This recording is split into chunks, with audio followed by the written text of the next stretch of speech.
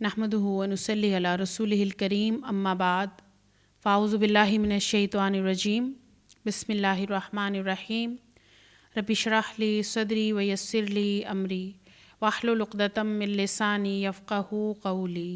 अस्सलामु अलैकुम व रहमतुल्लाहि व बरकातुहू। 25वां पारा इलैहि युरद। आऊज़ु बिल्लाहि मिनश शैतानिर रजीम बिस्मिल्लाहिर्रहमानिर्रहीम। इलैहि युरद्दु इल्मुस्साअ वमा तख़रुजु मिन समरातिम मिन अकमामिहा वमा तहमिलु मिन उन्सा वला तदअु इल्ला बिइल्मिहि व यौम युनादीहिम ऐन शुरकाई क़ालू आज़न्नाक मा मिन्ना मिन शहीद। अल्लाह के नाम के साथ शुरू करते हैं जो बड़ा मेहरबान और निहायत रहम फरमाने वाला है। उस सात का इल्म अल्लाह ही की तरफ से होता है। वही उन सारे फलों को जानता है जो अपने शगुफ़ों में से निकलते हैं। उसी को मालूम है कि कौन सी मादा हामला हुई है और किसने बच्चा जना है। फिर जिस रोज़ वो इन लोगों को पुकारेगा कि कहाँ हैं मेरे वो शरीक, ये कहेंगे हम अर्ज़ कर चुके हैं, आज हम में से कोई उसकी गवाही देने वाला नहीं है। उस वक्त वो सारे माबूद इनसे गुम हो जाएंगे जिन्हें ये इससे पहले पुकारते थे, और ये लोग समझ लेंगे कि इनके लिए अब कोई जाए पनाह नहीं है। इंसान कभी भलाई की दुआ मांगते नहीं थकता, और जब कोई आफत उस पर आ जाती है तो मायूस दिल शिकस्ता हो जाता है। मगर जूं ही के सख्त वक्त गुजर जाने के बाद हम उसे अपनी रहमत का मज़ा चखाते हैं, ये कहता है कि मैं इसी का मुस्तहिक हूँ और मैं नहीं समझता कि क़यामत कभी आएगी। लेकिन अगर वाकई मैं अपने रब की तरफ पलटाया गया तो वहाँ भी मज़े करूँगा। हालांकि कुफ्र करने वालों को लाजमन हम बताकर रहेंगे कि वो क्या करके आए हैं, और इन्हें हम बड़े गंदे आज़ाब का मज़ा चखाएंगे। इंसान को जब हम नेमत देते हैं तो वो मुंह फेरता है और अकड़ जाता है, और जब उसे कोई आफत छू जाती है तो लंबी चौड़ी दुआएं करने लगता है। ए नबी सल्लल्लाहु अलैहि वसल्लम, इनसे कहो, कभी तुमने ये सोचा कि अगर वाकई ये कुरान खुदा ही की तरफ से हुआ और तुम इसका इनकार करते रहे तो उस शख्स से बढ़कर भटका हुआ कौन होगा जो उसकी मुखालफत में दूर तक निकल गया हो। अनकरीब हम इनको अपनी निशानियाँ आफाक में भी दिखाएंगे और इनके अपने नफ्स में भी, यहाँ तक कि इन पर यह बात खुल जाएगी कि ये कुरान वाकई बरहक है। क्या ये बात काफ़ी नहीं है कि तेरा रब हर चीज़ का शाहिद है। आगाह रहो, ये लोग अपने रब की मुलाकात में शक रखते हैं। सुन रखो, वो हर चीज़ पर मुहीत है। यहाँ अल्लाह ताला ने क़यामत के बारे में बताया कि वो अन करीब आएगी और क़यामत का इल्म अल्लाह को है। उसकी गिरफ्त से कोई चीज़ बाहर नहीं है, उसके इल्म से कोई चीज़ छुपी हुई नहीं है। वो सब कुछ जानता है। उसने जो कुछ भी पैदा किया है उसके बारे में मुकम्मल उसको इल्म है, वो सब कुछ जानता है। सूरत अश-शूरा। बिस्मिल्लाहिर्रहमानिर्रहीम। हामीम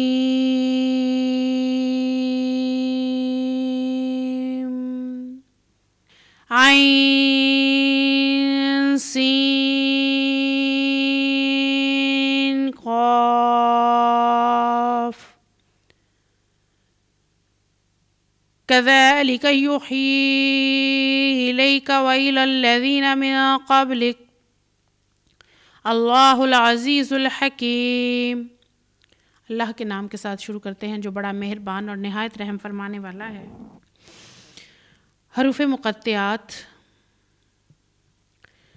इसी तरह अल्लाह गालिब व हकीम तुम्हारी तरफ और तुमसे पहले गुज़रे हुए रसूलों की तरफ वही करता रहा है।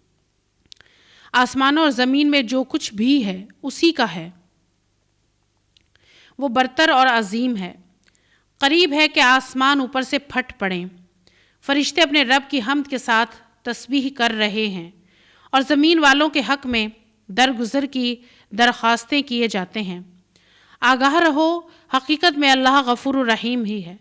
جن لوگوں نے اس کو چھوڑ کر اپنے کچھ دوسرے سرپرست بنا رکھے ہیں، اللہ ہی ان پر نگران ہے، تم ان کے حوالہ دار نہیں ہو۔ سورۃ الشورى میں آغاز میں اللہ تعالیٰ نے وحی کے بارے میں بتایا کہ یہ قرآن اللہ کی طرف سے ہے، اور پہلے رسولوں پر بھی یہی وحی کی جاتی رہی ہے کہ یہی باتیں اللہ تعالیٰ نے وحی کے ذریعے رسول اللہ صلی اللہ علیہ وسلم پر نازل کی ہیں، اور پہلے رسولوں پر بھی یہی باتیں نازل کی تھیں۔ اور یہ کوئی معمولی بات نہیں کہ اللہ کی خدائی میں کسی حیثیت سے بھی کسی اور مخلوق کو شریک کیا جائے۔ یہ ایسی سخت بات ہے کہ اس پر اگر آسمان پھٹ پڑے تو کچھ بعید نہیں۔ اور اللہ تعالیٰ نے خود قرآن میں یہ سب بتا دیا ہے کہ وہی ہے ہر چیز کا پیدا کرنے والا، اور وہی سب سے حساب لے گا۔ اس کو سب معلوم ہے، اس کی حمد کے ساتھ تسبیح کرتے رہیں فرشتے جو کر رہے ہیں۔ ہاں اسی طرح اے نبی صلی اللہ علیہ وسلم، یہ قرآن عربی ہم نے تمہاری طرف وحی کیا ہے تاکہ تم بستیوں کے مرکز شہر مکہ اور اس کے گرد و پیش رہنے والوں کو خبردار کر دو اور جمع ہونے کے دن سے ڈرا دو جس کے آنے میں کوئی شک نہیں۔ ایک گروہ کو جنت میں جانا ہے اور دوسرے گروہ کو دوزخ میں۔ اگر اللہ چاہتا تو ان سب کو ایک ہی امت بنا دیتا، مگر وہ جسے چاہتا ہے اپنی رحمت میں داخل کرتا ہے، اور ظالموں کا نہ کوئی ولی ہے نہ مددگار۔ اور یہ ایسے ہیں کہ انہوں نے رب کو چھوڑ کر دوسرے اپنے دوست بنا رکھے ہیں۔ دوست تو اللہ ہی ہے، وہی مردوں کو زندہ کرتا ہے اور وہی ہر چیز پر قادر ہے۔ یعنی اللہ تعالیٰ چاہتے تو سب کو ایک جیسا، ایک ہی امت مسلمان بنا سکتے تھے، مگر اس نے ایسا نہیں کیا کہ لا اکراہ فی الدین، دین میں زور زبردستی نہیں ہے۔ اللہ نے اختیار دیا ہے، اختیار اس لیے دیا ہے کہ جنت اور دوزخ بنائی۔ تو جو جنت میں جانا چاہے گا بات مان کر نیک اعمال کے ذریعے جنت میں داخل ہوگا، اور جو دوزخ میں جانا چاہے گا شیطان کے پیچھے لگ کر ایسے کام کرے گا تو دوزخ میں جائے گا۔ وَمَا اخْتَلَفْتُمْ فِيهِ مِنْ شَيْءٍ فَحُكْمُهُ إِلَى اللَّهِ ذَلِكُمُ اللَّهُ رَبِّي عَلَيْهِ تَوَكَّلْتُ وَإِلَيْهِ أُنِيبُ۔ تمہارے درمیان جس معاملے میں بھی اختلاف ہو اس کا فیصلہ کرنا اللہ کا کام ہے۔ وہی اللہ میرا رب ہے، اسی پر میں نے بھروسہ کیا اور اسی کی طرف میں رجوع کرتا ہوں۔ آسمانوں اور زمین کا بنانے والا، جس نے تمہاری اپنی جنس سے تمہارے لیے جوڑے پیدا کیے، اور اسی طرح جانوروں میں بھی انہی کے ہم جنس جوڑے بنائے، اور اس طریقے سے وہ تمہاری نسلیں پھیلاتا ہے۔ کائنات کی کوئی چیز اس کے مشابہ نہیں، وہ سب کچھ سننے اور دیکھنے والا ہے۔ آسمانوں اور زمین کے خزانوں کی کنجیاں اسی کے پاس ہیں۔ جسے چاہتا ہے کھلا رزق دیتا ہے، اور جسے چاہتا ہے نپا تلا دیتا ہے۔ اسے ہر چیز کا علم ہے۔ اس نے تمہارے لیے دین کا وہی طریقہ مقرر کیا ہے جس کا حکم اس نے نوح کو دیا تھا، اور جسے اے محبوب صلی اللہ علیہ وسلم اب تمہاری طرف ہم نے وحی کے ذریعے سے بھیجا ہے، اور جس کی ہدایت ہم ابراہیم، موسیٰ اور عیسیٰ کو دے چکے ہیں، اس تاکید کے ساتھ کہ قائم کرو اس دین کو اور اس میں فرق نہ کرو۔ یہی بات ان مشرکین کو سخت ناگوار ہوئی جس کی طرف اے محمد صلی اللہ علیہ وسلم تم انہیں دعوت دے رہے ہو۔ اللہ جسے چاہتا ہے اپنا کر لیتا ہے، اور وہ اپنی طرف آنے کا راستہ اسی کو دکھاتا ہے جو اس کی طرف رجوع کرے۔ لوگوں میں جو تفرقے رونما ہوئے اس کے بعد کہ ان کے پاس علم آ چکا تھا، اور اس بنا پر ہوا کہ آپس میں ایک دوسرے پر زیادتی کرنا چاہتے تھے۔ اگر تیرا رب پہلے ہی یہ نہ فرما چکا ہوتا کہ ایک وقت مقرر تک فیصلہ ملتوی رکھا جائے گا تو ان کا فیصلہ ہو چکا ہوتا۔ حقیقت یہ ہے کہ اگلوں کے بعد جو لوگ کتاب کے وارث بنائے گئے وہ اس کی طرف سے بڑے اضطراب انگیز شک میں پڑے ہوئے ہیں۔ بعد کی نسلوں کو یہ اطمینان نہیں رہا کہ جو کتابیں ان کو پہنچی ہیں وہ کس حد تک صحیح صورت میں ہیں اور کس حد تک ان میں آمیزش ہوئی، اور وہ یہ بھی یقین سے نہیں جانتے کہ ان کے انبیاء کیا تعلیمات لائے۔ ہر چیز ان کے ہاں مشکوک ہے اور ذہنوں میں الجھن پیدا کر رہی ہے، اور جو علم آنے کے بعد بھی تفرقہ بازیوں میں پڑے ہیں وہ اللہ تعالیٰ ان کو خود جانتا ہے کہ وہ شک میں پڑے ہوئے ہیں۔ چونکہ یہ حالت پیدا ہو چکی ہے، اس لیے اے محمد صلی اللہ علیہ وسلم اب تم اسی دین کی طرف دعوت دو اور جس طرح حکم دیا گیا ہے اسی پر مضبوطی کے ساتھ قائم ہو جاؤ، اور ان لوگوں کی خواہشات کا اتباع نہ کرو۔ ان سے کہہ دو کہ اللہ نے جو کتاب بھی نازل کی ہے میں اس پر ایمان لایا، مجھے حکم دیا گیا ہے کہ میں انصاف کروں۔ اللہ ہی ہمارا رب بھی ہے اور تمہارا رب بھی، ہمارے اعمال ہمارے لیے، تمہارے اعمال تمہارے لیے، ہمارے اور تمہارے درمیان کوئی جھگڑا نہیں۔ اللہ ایک روز ہم سب کو جمع کرے گا اور اسی کی طرف سب کو جانا ہے۔ یعنی اللہ تعالیٰ دلائل سے بات سمجھا رہے ہیں کہ دنیا میں جتنا بھی جھگڑا کر لو، اللہ تعالیٰ نے یہ بتا دیا کہ تمہارے جھگڑوں کا فیصلہ وہی کرے گا جب اس کے سامنے جاؤ گے، اور جو کوئی بھی دنیا میں آج اختلافات میں پڑا ہوا ہے تو ان سے جھگڑا نہ کرو، بحث و مباحثہ نہ کرو، ان سے کہو تمہارے اعمال تمہارے لیے، ہمارے اعمال ہمارے لیے، اور اللہ ہی فیصلہ کرنے والا ہے۔ وہ جب جمع کرے گا سب کو تو فیصلہ کر دے گا کہ کون صحیح کون غلط۔ اللہ کی دعوت پر لبیک کہے جانے کے بعد جو لوگ اللہ کے معاملے میں جھگڑے کرتے ہیں ان کی حجت بازی ان کے رب کے نزدیک باطل ہے، اور ان پر اس کا غضب ہے اور ان کے لیے سخت عذاب ہے۔ وہ اللہ ہی ہے جس نے حق کے ساتھ یہ کتاب اور میزان نازل کی ہے، اور تمہیں کیا خبر شاید کہ فیصلے کی گھڑی قریب ہی آ لگی ہو۔ اور میزان سے مراد اللہ کی شریعت ہے جو ترازو کی طرح تول کر صحیح اور غلط، حق اور باطل، ظلم اور زیادتی ہر ایک کا فرق واضح کر دیتی ہے۔ جو لوگ اس کے آنے پر ایمان نہیں رکھتے وہ تو اس کے لیے جلدی مچاتے ہیں، مگر جو ایمان رکھتے ہیں وہ اس سے ڈرتے ہیں اور جانتے ہیں کہ یقیناً وہ آنے والی ہے۔ خوب سن لو، جو لوگ اس گھڑی کے آنے میں شک ڈالنے والی بحثیں کرتے ہیں وہ گمراہی میں بہت دور نکل گئے ہیں۔ اللہ اپنے بندوں پر بہت مہربان ہے، جسے جو کچھ چاہتا ہے دیتا ہے، اور وہ بڑی قوت والا زبردست ہے۔ من کان یرید حرث الآخرۃ نزد لہ فی حرثہ ومن کان یرید حرث الدنیا نؤتہ منہا وما لہ فی الآخرۃ من نصیب۔ جو کوئی آخرت کی کھیتی چاہتا ہے اس کی کھیتی کو ہم بڑھاتے ہیں، اور جو دنیا کی کھیتی چاہتا ہے اسے دنیا ہی میں سے دیتے ہیں، مگر آخرت میں اس کا کوئی حصہ نہیں ہے۔ کیا یہ لوگ کچھ ایسے شریک خدا رکھتے ہیں جنہوں نے ان کے لیے دین کی نوعیت رکھنے والا ایک ایسا طریقہ مقرر کر دیا جس کا اللہ نے اذن نہیں دیا؟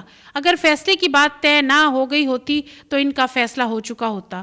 یقیناً ان ظالموں کے دردناک عذاب ہے۔ تم دیکھو گے کہ یہ ظالم اس وقت اپنے کیے کے انجام سے ڈر رہے ہوں گے اور وہ ان پر آ کر رہے گا۔ باخلاف اس کے جو لوگ ایمان لے آئے ہیں اور جنہوں نے نیک عمل کیے ہیں وہ جنت کے گلستانوں میں ہوں گے، جو کچھ بھی وہ چاہیں گے اپنے رب کے ہاں پائیں گے۔ یہی بڑا فضل ہے۔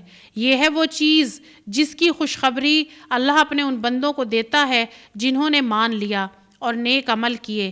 اے نبی صلی اللہ علیہ وسلم ان لوگوں سے کہہ دو کہ میں اس کام پر تم سے کسی اجر کا طالب نہیں ہوں، البتہ قرابت کی محبت ضرور چاہتا ہوں۔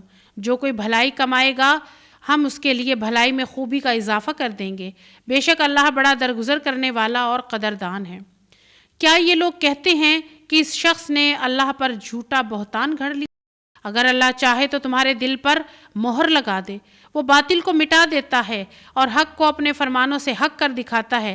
وہ سینوں کے چھپے ہوئے راز تک جانتا ہے۔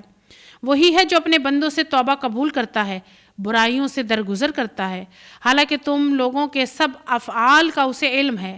وہ ایمان لانے والوں اور نیک عمل کرنے والوں کی دعا قبول کرتا ہے اور اپنے فضل سے ان کو اور زیادہ عطا کرتا ہے۔ رہے انکار کرنے والے تو ان کے لیے سخت سزا ہے۔ اگر اللہ اپنے سب بندوں کو کھلا رزق دے دیتا تو زمین میں سرکشی کا طوفان برپا کر دیتے، مگر وہ ایک حساب سے جتنا چاہتا ہے نازل کرتا ہے۔ یقیناً وہ اپنے بندوں سے باخبر ہے اور ان پر نگاہ رکھتا ہے۔ وہی ہے جو لوگوں کے مایوس ہو جانے کے بعد بارش برساتا ہے اور اپنی رحمت پھیلا دیتا ہے، اور وہی قابل تعریف ولی ہے۔ اس کی نشانیوں میں سے ہے یہ زمین اور آسمانوں کی پیدائش اور یہ جاندار مخلوقات جو اس نے دونوں جگہ پھیلا رکھی ہیں۔ وہ جب چاہے انہیں اکٹھا کر سکتا ہے۔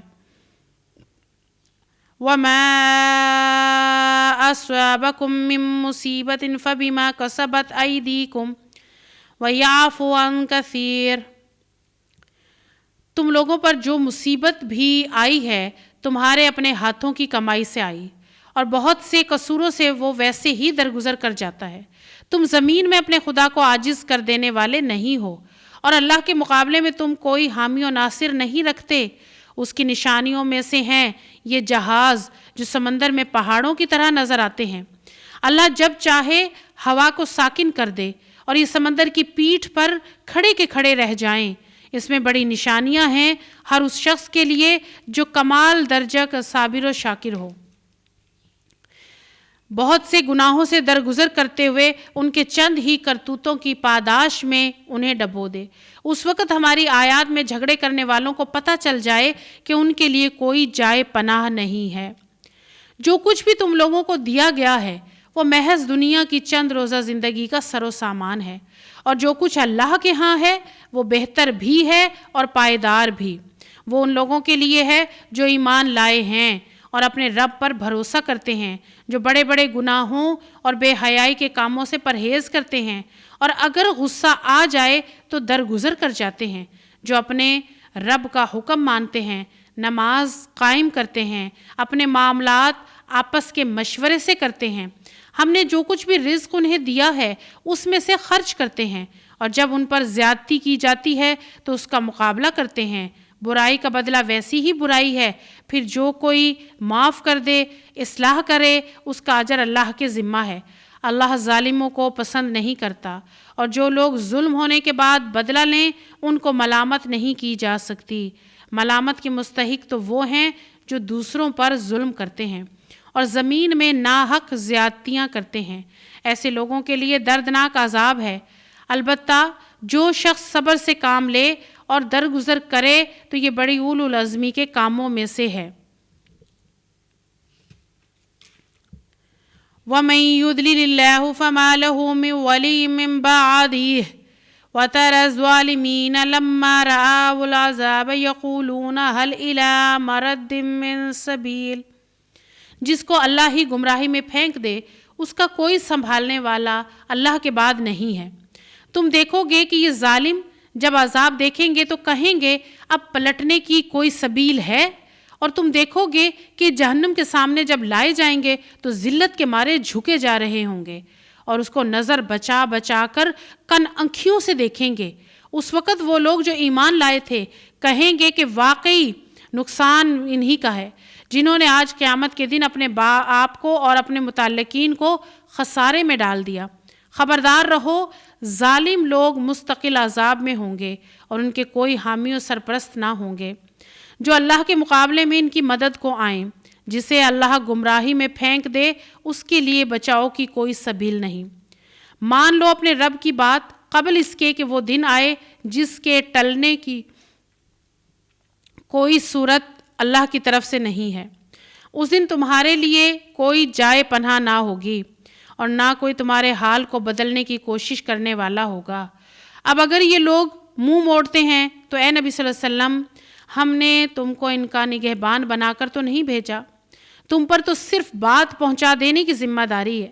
انسان کا حال یہ ہے کہ جب ہم اسے اپنی رحمت کا مزہ چکھاتے ہیں تو اس پر پھول جاتا ہے، اور اگر اس کے اپنے ہاتھوں کا کیا دھرا کسی مصیبت کی شکل میں اس پر الٹ پڑتا ہے تو سخت ناشکرا بن جاتا ہے۔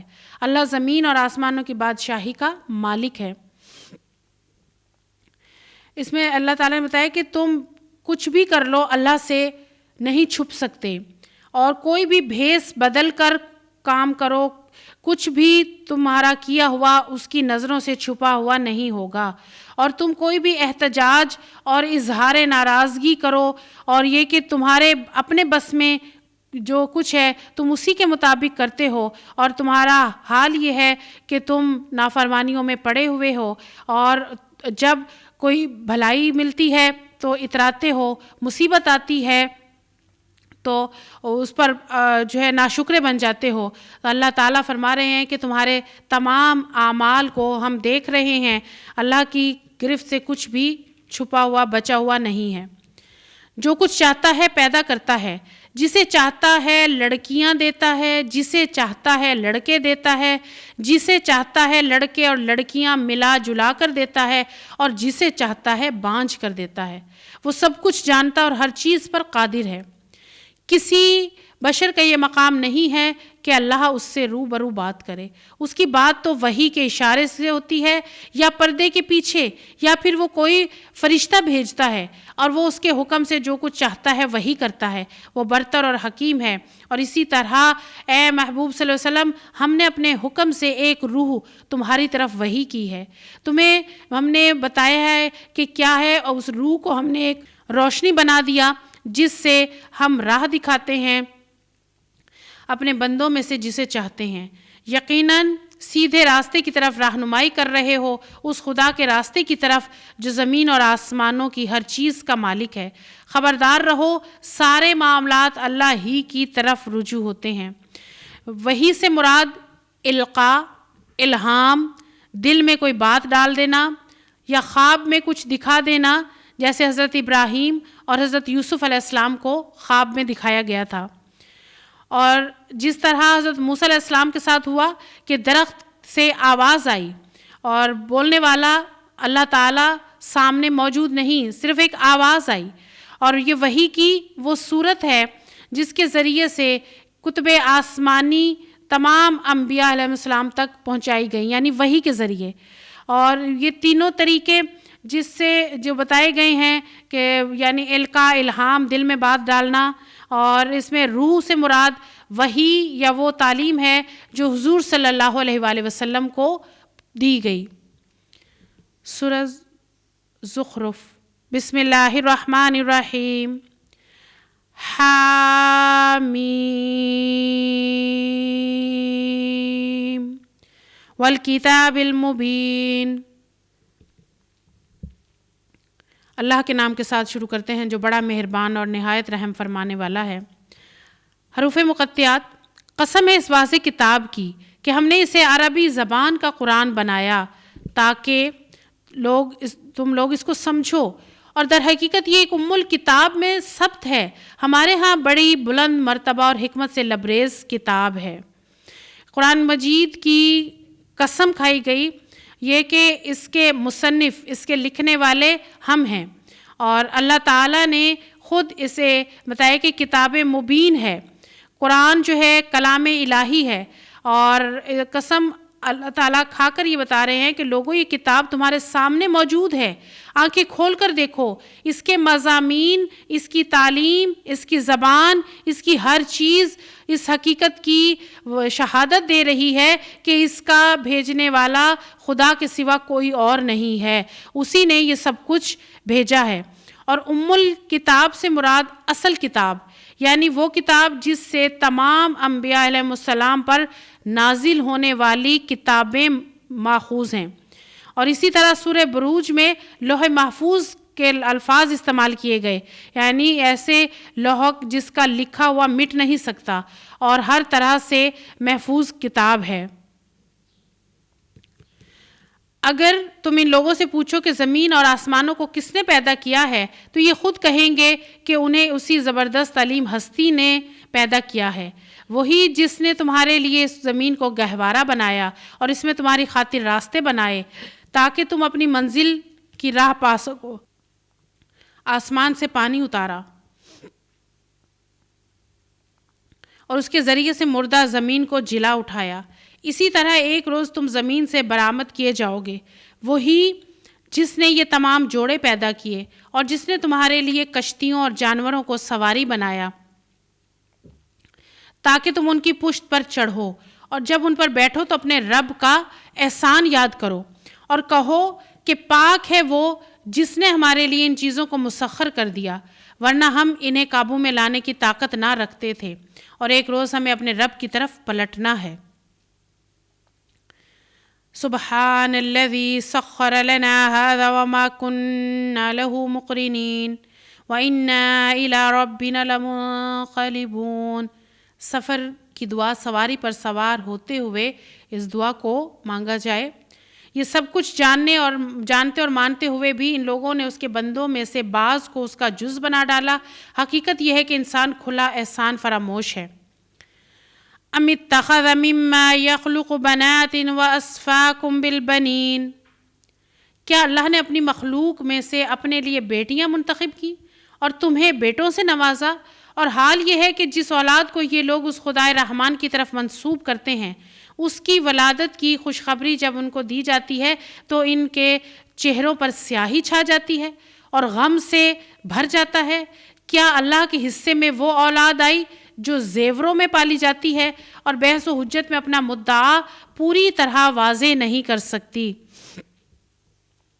انہوں نے فرشتوں کو جو خدائے رحمان کے خاص بندے ہیں عورتیں قرار دے لیا۔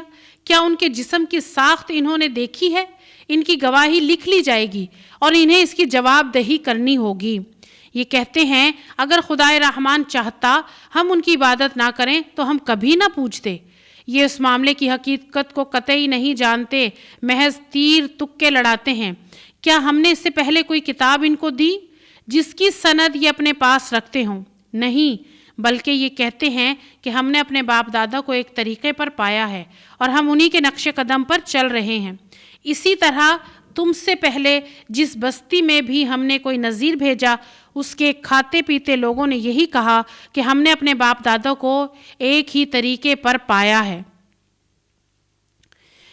یہاں اللہ تعالیٰ نے بتایا کہ یہ جو فرشتوں کو اللہ کی بیٹیاں کہتے ہیں تو اپنے لیے بیٹے پسند کرتے ہیں اور اللہ کے لیے بیٹیاں پیدا ہونے پر تو حال یہ ہے کہ جب ان میں سے کسی کو بیٹی کی پیدائش کی خوشخبری سنائی جاتی ہے تو ان کے چہروں پر سیاہی چھا جاتی ہے۔ اور بیٹیاں تو وہ ہیں جنہیں زیوروں میں پالا جاتا ہے اور اپنا مدعا بھی بیان نہیں کر سکتی، یعنی عورت کو جو اللہ تعالیٰ نے طاقت دی ہے وہ مرد کی نسبت کم، مرد کو قوام اور طاقت دے کر قوی بنایا، اور انہوں نے اپنے لیے بیٹے پسند کیے اور اللہ کے لیے بیٹیاں پسند کرتے ہیں۔ اور ہم انہی کے نقش قدم کی پیروی کر رہے ہیں۔ ہر نبی نے ان سے پوچھا کیا تم اسی طریقے پر چلے جاؤ گے؟ خواہ میں تمہیں اس راستے سے زیادہ صحیح راستہ بتاؤں جس پر تم نے اپنے باپ دادا کو پایا۔ انہوں نے سارے رسولوں کو یہی جواب دیا کہ جس دین کی طرف بلانے کے لیے تم بھیجے گئے ہو ہم اس کے کافر ہیں۔ آخرکار ہم نے ان کی خبر لے ڈالی اور دیکھ لو کہ جھٹلانے والوں کا کیا انجام ہوا۔ ہر پیغمبر نے جب اللہ کی بات بتائی تو لوگوں نے یہی کہا کہ ہم نے اپنے بڑوں کو اسی طرح کرتے پایا ہے، ہمارے بڑوں کا یہی طریقہ ہے، ہم اسی طریقے پر چلیں گے اور جو راستہ میں بتاتے ہو وہ ہم نے نہیں ماننا، ہم اس سے انکار کرتے ہیں۔ وَإِذْ قَالَ إِبْرَاهِيمُ لِأَبِيهِ وَقَوْمِهِ إِنَّنِي بَرَاءٌ مِّمَّا تَعْبُدُونَ، یاد کرو وہ وقت جب ابراہیم علیہ السلام نے اپنے باپ اور اپنی قوم سے کہا تھا تم جن کی بندگی کرتے ہو میرا ان سے کوئی تعلق نہیں، میرا تعلق صرف اس سے ہے جس نے مجھے پیدا کیا، وہی میری رہنمائی کرے گا۔ اور ابراہیم یہی کلمہ اپنے پیچھے اپنی اولاد میں چھوڑ گیا تاکہ وہ اس کی طرف رجوع کریں۔ وہ اس کے باوجود جب یہ لوگ دوسروں کی بندگی کرنے لگے تو میں نے ان کو مٹا نہیں دیا، بلکہ میں انہیں اور ان کے باپ دادا کو دنیا میں دیکھتا رہا، ان کے پاس حق اور کھول کر بیان کرنے والا رسول آ گیا، مگر جب وہ حق ان کے پاس آیا تو انہوں نے کہہ دیا کہ یہ تو جادو ہے اور ہم اس کو ماننے سے انکار کرتے ہیں۔ کہتے ہیں یہ قرآن دونوں شہروں کے بڑے آدمیوں میں سے کسی پر کیوں نہ نازل کیا گیا؟ کیا تیرے رب کی رحمت یہ لوگ تقسیم کرتے ہیں؟ دنیا کی زندگی میں ان کی گزر بسر کے ذرائع تو ہم نے ان کے درمیان تقسیم کیے ہیں، اور ان میں سے کچھ لوگوں کو کچھ دوسرے لوگوں پر ہم نے فوقیت دی ہے تاکہ ایک دوسرے سے خدمت لیں، اور تیرے رب کی رحمت یعنی نبوت اس دولت سے زیادہ قیمتی ہے جو ان کے رئیس سمیٹ رہے ہیں۔ قوم میں سے جب راہ راست سے ہٹے اور ان کی رہنمائی کے لیے پیغمبر آئے اور ان کو بتایا تو انہوں نے یہی جواب دیا کہ ہم تو اپنے بڑوں کے طریقوں پر ہی چلیں گے، اور اپنے اسلاف کی تقلید اختیار کی، اور بہترین اسلاف جو ہیں وہ تو ابراہیم و اسماعیل تھے، تو انہوں نے اپنے اسلاف کے طریقوں پر بھی صحیح عمل نہیں کیا، اپنے بڑوں کے طریقوں پر بھی صحیح طریقے پر عمل پیرا نہیں ہوئے۔ اور یہاں دونوں شہروں سے مراد مکہ اور طائف۔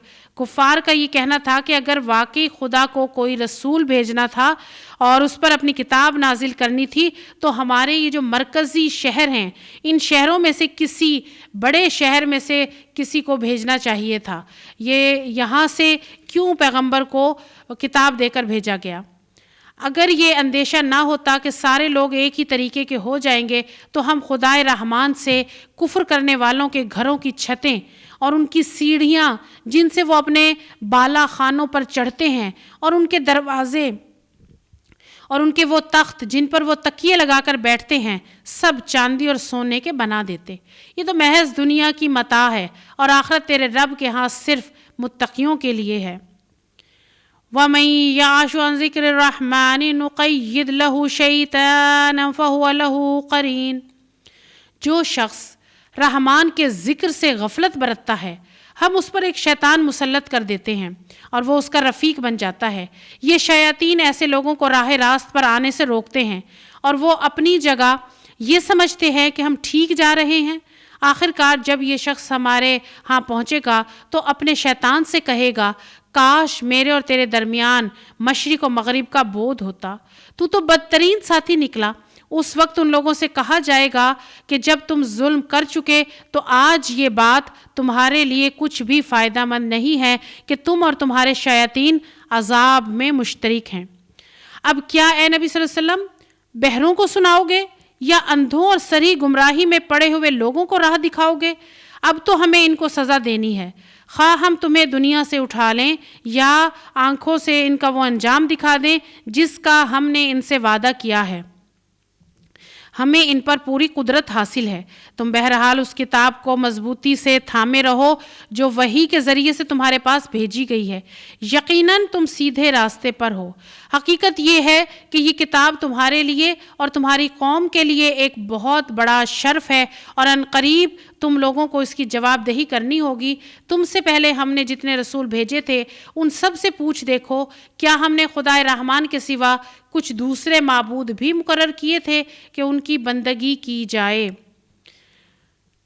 دنیا میں اس شخص سے بڑھ کر خوش قسمتی کسی کی نہیں ہوتی جس کو اللہ تعالیٰ اپنی کتاب نازل کرنے کے لیے منتخب کرے، اور کسی قوم کے حق میں بھی اس سے بڑی خوش قسمتی کچھ نہیں کہ دنیا کی دوسری سب قوموں کو چھوڑ کر اللہ تعالیٰ اس کے ہاں اپنا نبی پیدا کرے اور اس کی زبان میں اپنی کتاب نازل کرے اور اسے دنیا میں پیغام خداوندی کی حامل بن کر اٹھنے کا موقع دے۔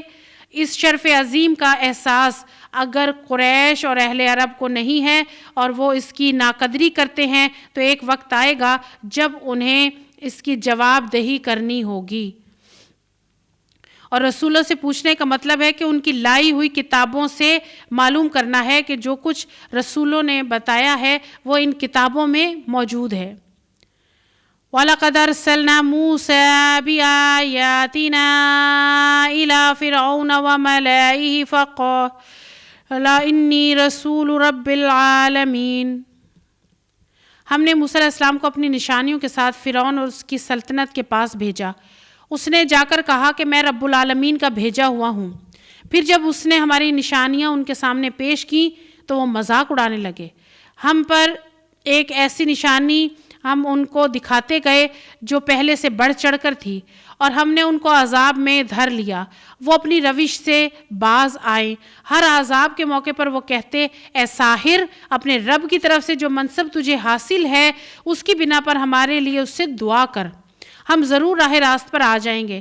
مگر جو ہی ہم ان پر سے عذاب ہٹا دیتے تو وہ اپنی بات سے پھر جاتے۔ ایک روز فرعون نے اپنی قوم کے درمیان پکار کر کہا، لوگو، کیا مصر کی بادشاہی میری نہیں ہے اور یہ نہریں میرے نیچے نہیں بہہ رہی ہیں؟ کیا تم لوگوں کو نظر نہیں آتا میں بہتر ہوں یا یہ شخص جو ذلیل و حقیر ہے اور اپنی بات بھی کھول کر بیان نہیں کر سکتا، کیوں نہ اس پر سونے کے کنگن اتارے گئے کہ فرشتوں کا ایک دستہ اس کے ساتھ کیوں نہ آیا۔ اس نے اپنی قوم کو ہلکا سمجھا اور انہوں نے اس کی اطاعت کی، در حقیقت وہ تھے ہی فاسق لوگ۔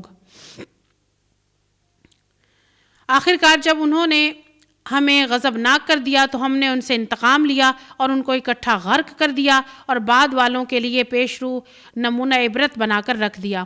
موسیٰ علیہ السلام جب فرعون کے پاس آئے اور واضح نشانیاں دکھائیں اور فرعون نے اپنے تمام سلطنت کے لوگوں کو بلا کر کہا کہ کیا میں بہتر نہیں ہوں، کیا میں خدا نہیں ہوں، اور یہ آیا ہے پیغام لے کر کہ جس کو بولنا بھی صحیح نہیں آتا، اور کیا میں ہی وہ نہیں ہوں جو سب سے بڑھ کر ہوں، اور یہ تو ساحر ہے، کذاب ہے۔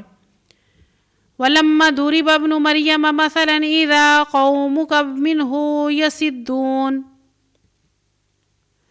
اور جو ہی ابن مریم کی مثال دی گئی تمہاری قوم کے لوگوں نے اس پر غل مچا دیا اور کہنے لگے ہمارے معبود اچھے ہیں یا وہ۔ یہ مثال وہ تمہارے سامنے محض بحثی کے لیے لائے ہیں۔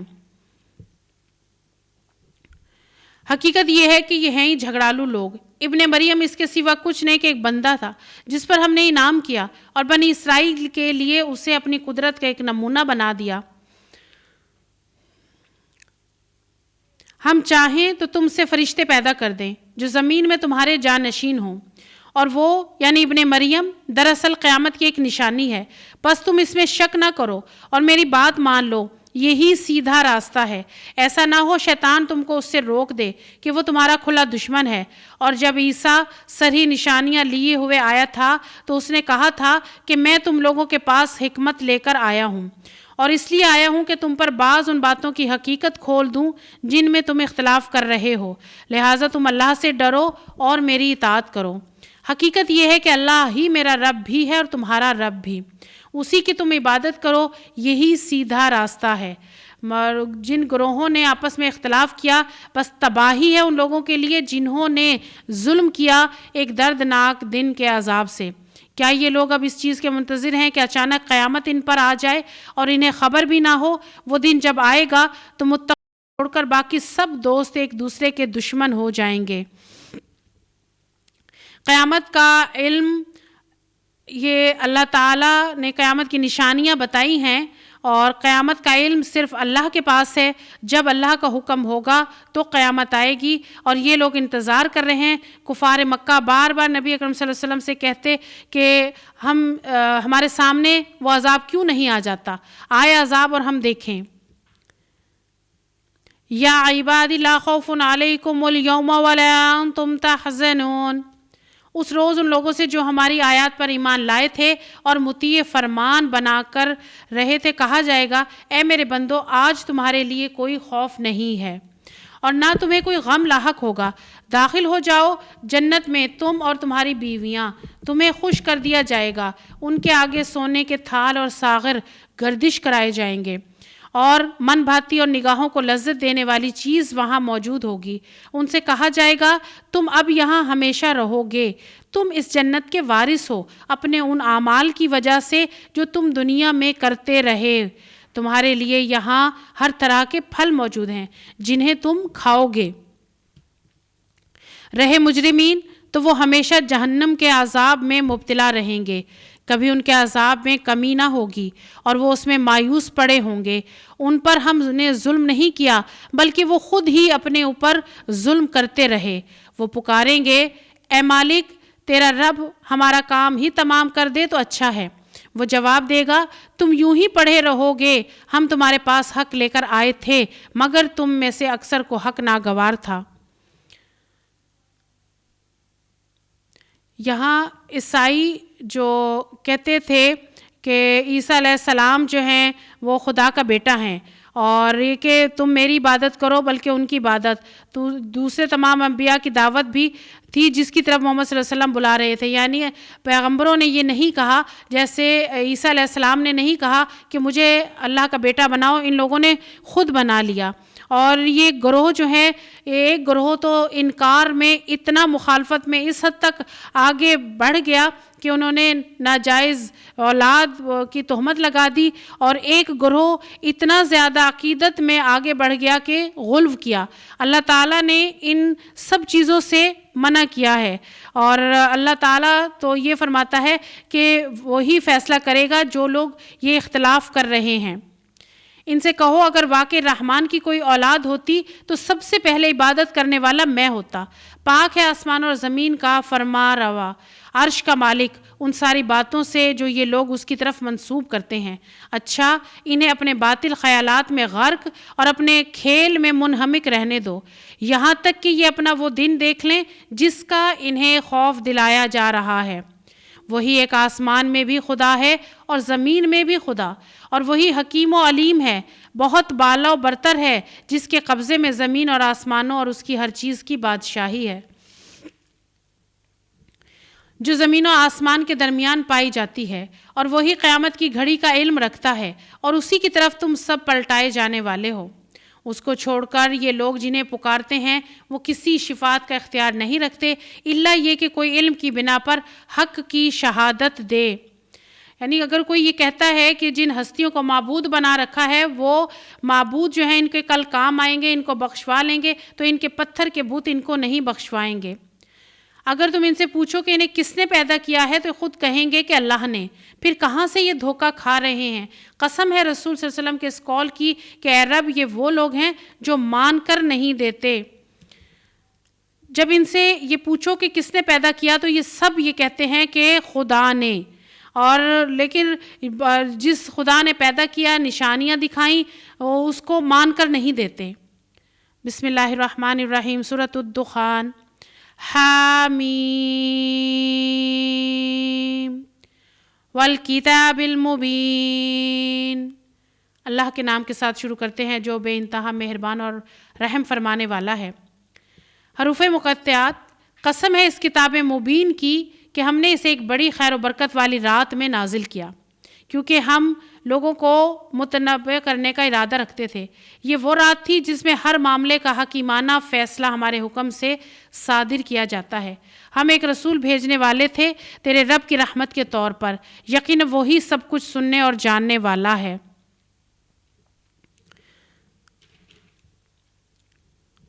اور اس رات سے مراد لیلۃ القدر، اللہ تعالیٰ کا نظام ایسا ہے کہ وہ قوموں اور ملکوں کی قسمتوں کے فیصلے اسی رات میں کرتا ہے اور فرشتوں کے حوالے کرتا ہے، اور یہ وہی رات لیلۃ القدر کی رات جس میں تمام حکیمانہ فیصلے کیے جاتے ہیں۔ آسمان اور زمین کا رب اور ہر اس چیز کا رب جو آسمان زمین کے درمیان ہے، اگر تم لوگ واقعی یقین رکھنے والے ہو، کوئی معبود اس کے سوا نہیں ہے، وہی زندگی عطا کرتا ہے، وہی موت دیتا ہے، تمہارا رب اور تمہارے ان پہلے اسلاف کا رب جو گزر چکے ہیں۔ اچھا انتظار کرو اس دن کا جب آسمان سریح دھواں لیے ہوئے آئے گا اور وہ لوگوں پر چھا جائے گا، یہ ہے دردناک سزا۔ یہ اب کہتے ہیں پروردگار ہم پر سے یہ عذاب ٹال دے، ہم ایمان لاتے ہیں۔ ان کی غفلت کہاں دور ہوتی ہے، ان کا حال تو یہ ہے کہ ان کے پاس رسول مبین آ گیا۔ یہ کہ حقیقی معبود جس کی بندگی اور پرستش کی جائے وہ تو رب ہی ہے، اور قیامت کے بارے میں بتایا جا رہا ہے کہ وہ قیامت آنے والی ہے، اور جو ان کی غفلت کا پردہ ہٹا دے گی تب یہ اپنی آنکھوں سے دیکھ لیں گے۔ جس روز ہم بڑی ضرب لگائیں گے وہ دن ہوگا جب ہم انتقام لیں گے۔ ہم ان سے پہلے فرعون کی قوم کو اسی آزمائش میں ڈال چکے ہیں۔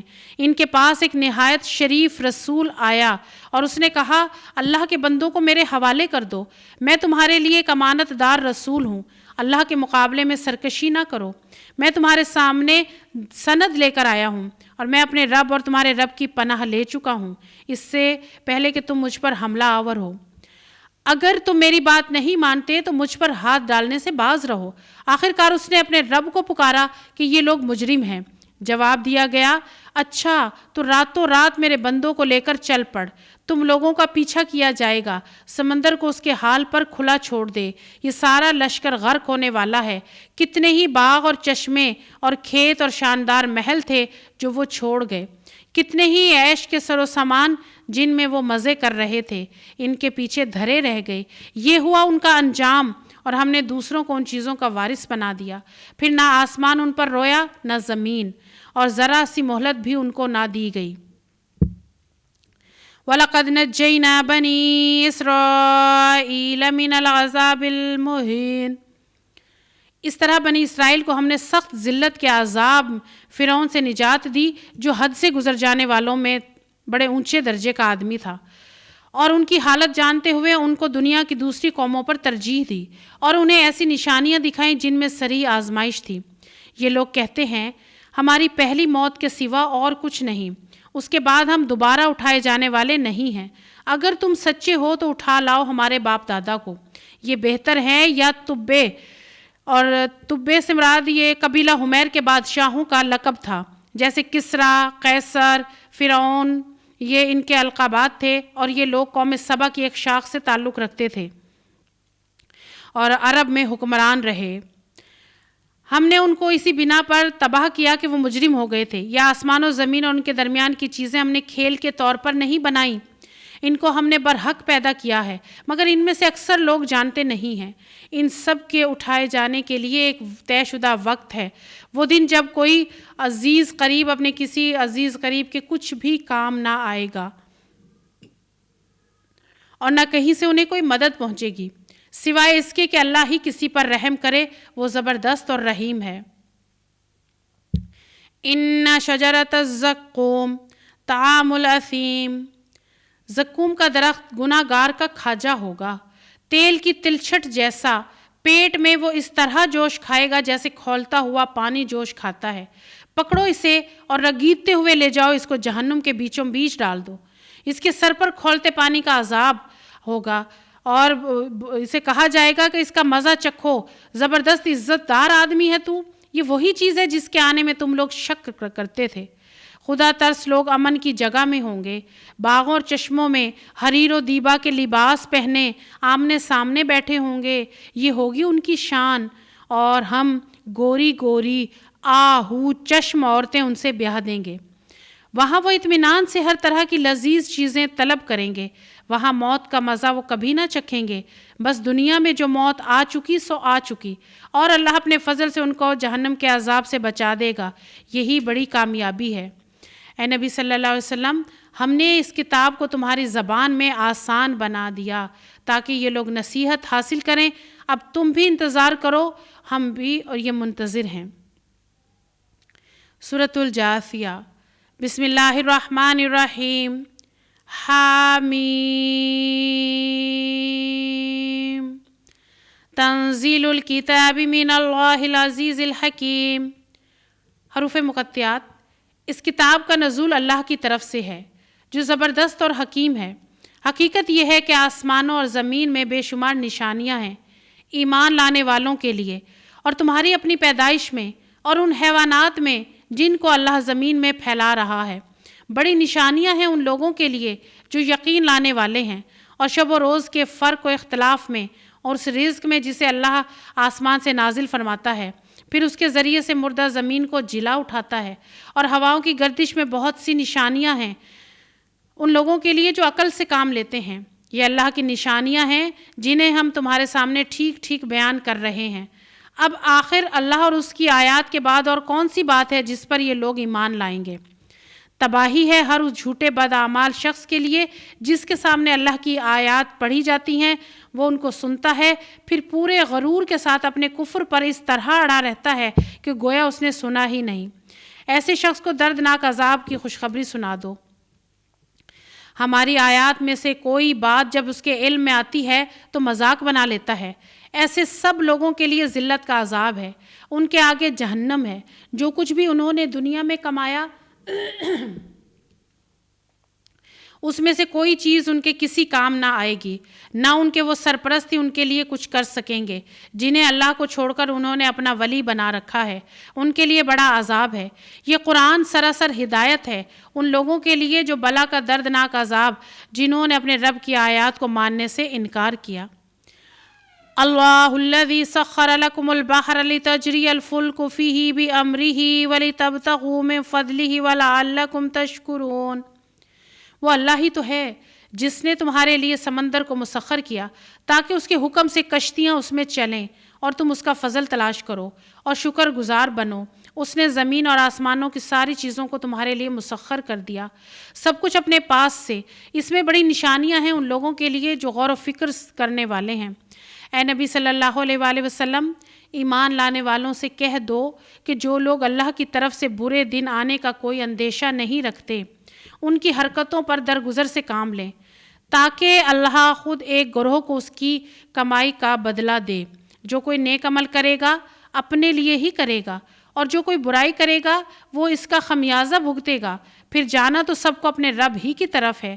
اس سے پہلے بنی اسرائیل کو ہم نے کتاب اور حکم اور نبوت عطا کی تھی، ان کو ہم نے عمدہ سامان زیست سے نوازا، دنیا بھر کے لوگوں پر انہیں فضیلت عطا کی اور دین کے معاملے میں انہیں واضح ہدایات دے دیں۔ پھر جو اختلاف ان کے درمیان رونما ہوا، علم آ جانے کے بعد ہوا، اور اس بنا پر ہوا کہ وہ آپس میں ایک دوسرے پر زیادتی کرنا چاہتے تھے۔ اللہ قیامت کے روز ان معاملات کا فیصلہ فرما دے گا جن میں وہ اختلاف کرتے رہے ہیں۔ اس کے بعد اب اے نبی صلی اللہ علیہ وسلم، ہم نے تم کو دین کے معاملے میں ایک صاف شریعت پر قائم کیا، لہٰذا اسی پر چلو اور لوگوں کی خواہشات کا اتباع نہ کرو جو علم نہیں رکھتے۔ اللہ کے مقابلے میں تمہارے لیے کچھ بھی کام نہیں آ سکتے۔ ظالم لوگ ایک دوسرے کے ساتھی ہیں اور متقیوں کا ساتھی اللہ ہے۔ یہ بصیرت کی روشنیاں ہیں سب لوگوں کے لیے، اور ہدایت اور رحمت ان لوگوں کے لیے جو یقین لائیں۔ کیا وہ لوگ جنہوں نے برائیوں کا ارتکاب کیا ہے یہ سمجھے بیٹھے ہیں کہ ہم انہیں اور ایمان لانے والوں اور نیک عمل کرنے والوں کو ایک جیسا کر دیں گے، ان کا جینا اور مرنا برابر ہو جائے؟ بہت برے حکم ہیں جو یہ لگاتے ہیں۔ اللہ نے تو آسمان اور زمین کو برحق پیدا کیا ہے، اور اس لیے کیا ہے کہ ہر شخص کو اس کی کمائی کا بدلہ دیا جائے، لوگوں پر ظلم نہ ہوگا۔ پھر کیا اس شخص کے حال پر غور کیا جس نے اپنے خواہش نفس کو اپنا خدا بنا لیا اور اللہ کے علم کے باوجود، یعنی نبی اکرم صلی اللہ علیہ وسلم کو اللہ نے فرمایا کہ آپ کو جو شریعت دی گئی ہے اسی کے مطابق لوگوں کو بتائیں اور ان لوگوں کی طرف بالکل بھی التفات نہ کریں جو یہ اپنی طرف آپ کو پھیرنا چاہتے ہیں، اور یہ کہ اللہ تعالیٰ سب جانتے ہیں کہ کون کیا کر رہا ہے، اور یہ کہ وہ شخص جو عالم ہونے کے باوجود اللہ تعالیٰ کی طرف سے گمراہی میں پھینکا گیا وہ وہی شخص ہے جو خواہش نفس کا بندہ بن گیا، جو اپنی مرضی سے آیات کو بیان کرتا ہے لوگوں کے سامنے۔ اسے ایک گمراہی میں پھینک دیا گیا اور اس کے دل اور کانوں پر مہر لگا دی اور اس کی آنکھوں پر پردہ ڈال دیا۔ اللہ کے بعد اب کون ہے جو اسے ہدایت دے؟ کیا تم لوگ کوئی سبق نہیں لیتے؟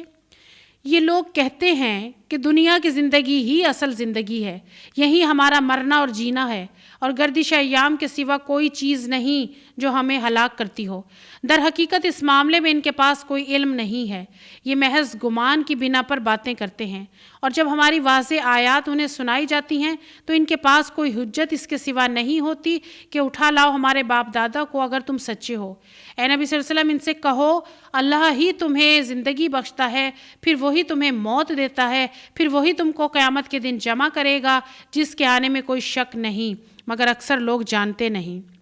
وَلِلَّهِ مُلْكُ السَّمَاوَاتِ وَالْأَرْضِ وَيَوْمَ تَقُومُ السَّاعَةُ يَوْمَئِذٍ يَخْسَرُ الْمُبْطِلُونَ۔ زمین اور آسمانوں کی بادشاہی اللہ ہی کی ہے، اور جس روز قیامت کی گھڑی آ کھڑی ہوگی اس دن باطل پرست خسارے میں پڑ جائیں گے۔ اس وقت تم ہر گروہ کو گھٹنوں کے بل گرا دیکھو گے، ہر گروہ کو پکارا جائے گا کہ آئے اپنا نامہ اعمال دیکھے۔ ان سے کہا جائے گا آج تم لوگوں کو ان اعمال کا بدلہ دیا جائے گا جو تم کرتے رہے تھے، یہ ہمارا تیار کرایا ہوا اعمال نامہ ہے جو تمہارے اوپر ٹھیک ٹھیک شہادت دے رہا ہے، جو کچھ بھی تم کرتے تھے اسے ہم لکھواتے جا رہے تھے۔ پھر جو لوگ ایمان لائے تھے اور نیک عمل کرتے رہے تھے انہیں ان کا رب اپنی رحمت میں داخل کرے گا، اور یہی صحیح کامیابی ہے۔ جن لوگوں نے کفر کیا تھا ان سے کہا جائے گا کیا میری آیات تمہیں نہیں سنائی جاتی تھی؟ تم نے تکبر کیا، مجرم بن کر رہے، اور جب کہا جاتا تھا کہ اللہ کا وعدہ برحق ہے اور قیامت کے آنے میں کوئی شک نہیں تو تم کہتے تھے کہ ہم نہیں جانتے۔ قیامت کیا ہوتی ہے؟ ہم تو بس ایک گمان رکھتے ہیں، یقین ہم کو نہیں ہے۔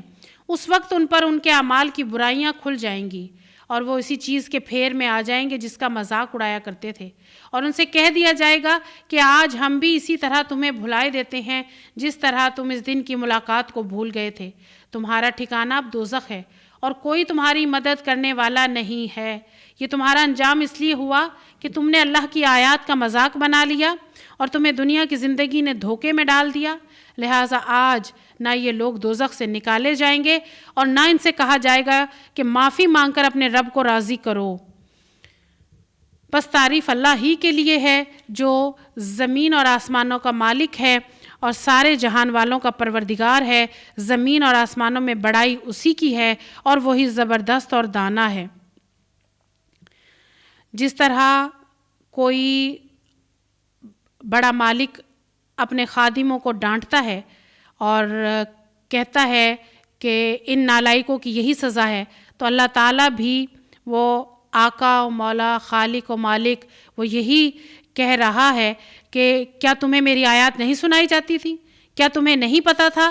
کیا تمہیں نہیں بتایا گیا تھا اور تم تکبر کرتے رہے، مجرم بنے رہے اور شک کرتے رہے، مذاق اڑاتے رہے؟ جو تمہیں بتایا گیا تھا اس کو مانے نہیں، اب تمہاری یہی سزا ہے، اسی میں تم پڑے رہو۔ اور یہ دنیا کی زندگی، دھوکے کی زندگی، اسی کو سب کچھ مت سمجھو، آخرت کو پیش نظر رکھو۔ اس دن اعمال نامے سامنے آ جائیں گے اور اللہ تعالیٰ خود یہ بتائیں گے کہ لو پڑھو، یہ ہے تمہارا اعمال نامہ جو ہم نے تیار کروا کر رکھا تھا کہ تمہارا اعمال نامہ تمہارے ہاتھ میں دیا جائے۔ تو آج اللہ تعالیٰ نے مہلت دی ہے، ہم قرآن کو سنیں، سمجھیں، پڑھیں، اپنے اعمال درست کر لیں۔ وآخر دعوانا ان الحمد للہ رب العالمین۔ السلام علیکم ورحمۃ اللہ وبرکاتہ۔ ربنا وتقبل منا انک انت السمیع العلیم وتب علینا انک انت التواب الرحیم، وصلی اللہ تعالی علی خیر خلقہ محمد وآلہ وصحبہ واہل بیتہ اجمعین برحمتک یا ارحم الراحمین۔